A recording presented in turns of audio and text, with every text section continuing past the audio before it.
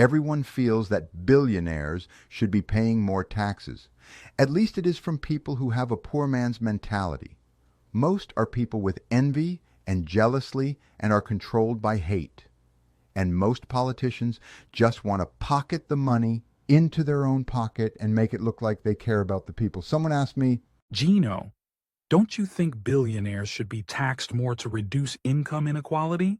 That's an interesting point. Let's dive deeper. But first, if you enjoy my content, please subscribe to my YouTube channel. Like, comment on my videos, click the notification bell to stay updated. Thank you for your support, and please enjoy.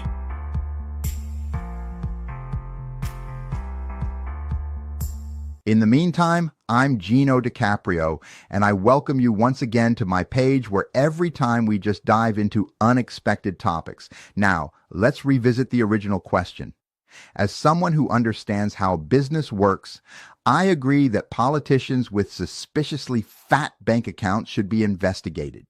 But taxing billionaires more isn't as simple as it sounds. When companies pay employees salaries, they also pay a portion of taxes on behalf of those employees. It's called payroll tax, folks. Many of you might not know this because, well, you've never run a business. Now, if we tax billionaires and companies even more, what's the incentive for them to create jobs and grow their businesses? It's simple.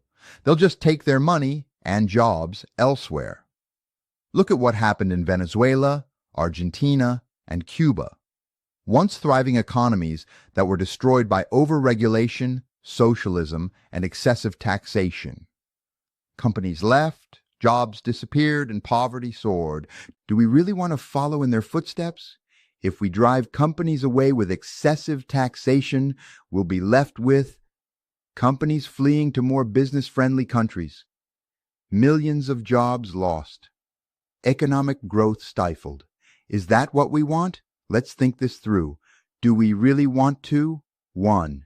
Tax billionaires more, potentially driving them to hide their wealth or move it offshore? 2.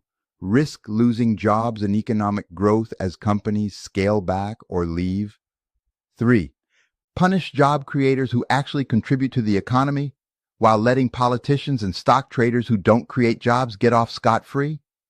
Many of you believe that these companies will remain due to their significant investments. However, this thinking reflects a poor man mentality. In reality, when you're a multimillionaire or multi-billionaire, your mindset shifts. You transition from a poor man mentality to a rich man mentality, which enables you to recover from financial losses. Individuals with this affluent mindset can afford to lose property or investments as they're confident in their ability to recoup those losses. Unencumbered by fear, they take calculated risks and walk away from underperforming investments, knowing they can rebuild their wealth through savvy financial decisions. For them, losing hundreds of millions of dollars is not a significant concern, as they're assured of their ability to regain it. I'm not saying we should let billionaires off the hook, but we need a more nuanced approach that encourages entrepreneurship, job creation, and economic growth. Let's have a rational discussion about tax reform, shall we? So what's your take on tax reform? Should we prioritize taxing billionaires or focus on creating a more business-friendly environment that encourages entrepreneurship and job creation? Creating these videos is my passion, but it takes resources to keep going. If you'd like to support financially, it would help improve the content and grow the project. I'm also looking for volunteers to join me, whether by filming, collaborating, or contributing ideas.